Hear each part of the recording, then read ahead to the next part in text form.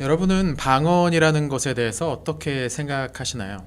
신학교에 다니던 시절에 교수님들 사이에서도 이 방언에 대해서 서로 다른 입장을 갖고 계셨습니다.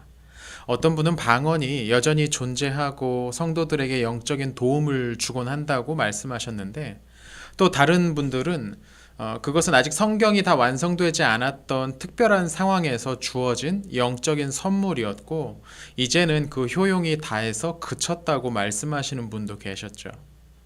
오늘 본문은 바로 그 방언에 관해서 이야기하고 있습니다. 분명 방언이라는 것이 고린도 교회 안에 존재했던 것으로 보입니다. 본문에 따르면 이 방언은 자신의 덕을 세울 수 있는 것이었습니다.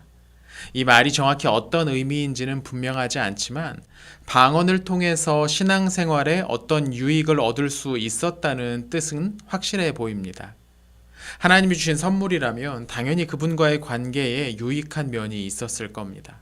그런데 이 방언이라는 것도 고린도 교회의 어떤 사람들에게는 단지 자신의 영적인 우월함을 자랑하는 수단이 되어버렸던 것 같습니다.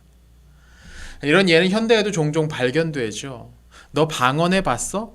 그게 마치 상대 신앙 수준을 측정할 수 있는 기준이라도 되는 양 생각하는 사람들이 있습니다. 방언이라는 것을 해야 기도가 깊어지고 방언을 하면 하나님과 더 특별한 관계가 될 수 있다고 오해하는 사람들도 있습니다. 그러나 이 사람들은 하나님이 주신 영적 선물, 즉 은사를 오해하고 있는 겁니다. 은사란 교회를 섬기기 위해 주시는 하나님의 선물입니다. 은사는 단지 나 혼자 즐기고 유익을 얻기 위해 사용하는 능력이 아닙니다. 오늘 본문에서도 바울은 은사의 이런 공동체적 성격을 강조합니다. 바울은 모든 사람들이 다 방언을 하기를 바라지만 가능하면 예언을 하기를 원한다고 말합니다.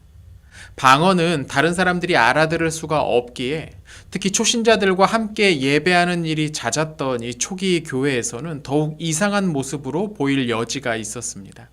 하지만 예언은 좀 달랐죠. 지난 토요일 큐티토크 영상을 보신 분들은 아시겠지만 이 시기 예언이란 앞으로 어떤 일이 일어날지를 알아맞추는 것이 아니고 구약에 기록된 말씀을 현재에 적용하는 사역을 가리켰습니다. 이를 통해서 예언을 하는 사람들은 성도들의 믿음을 더욱 굳게 했죠. 바울은 은사를 사용할 때도 철저하게 그것이 공동체를 위한 것인지를 중심에 두고 판단했습니다. 은사란 원래 그런 겁니다.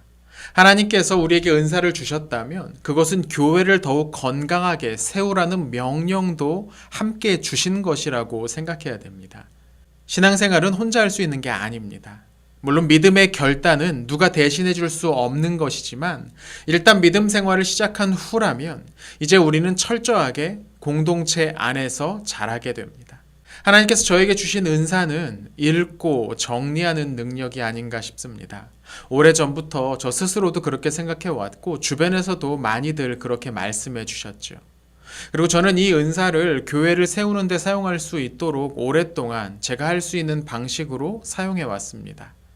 여러 교재들을 만들고 강의를 준비하고 책을 읽고 나누고 하는 것들이죠. 문득문득 일이 좀 힘에 부칠 때면 이 재능을 그냥 혼자만의 즐거움을 위해 사용하면 어떨까 하는 생각이 들 때도 있습니다. 하지만 그건 은사를 제대로 사용하는 것이 아니겠죠. 교회로부터 분리된 은사는 소멸되거나 변질됩니다. 오늘 본문의 고린도 교회처럼 말이죠. 여러분은 어떤 은사를 받으셨습니까? 그 은사를 가지고 교회를 위해 잘 사용하고 계십니까?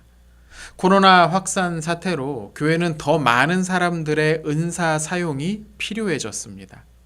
여러분이 갖고 계신 은사로 교회를 세울 수 있도록 기도하고 도와주십시오. 은사는 사용하면 할수록 강해지는 특징이 있습니다. 이번 한 주도 하나님께서 여러분과 함께 하십니다.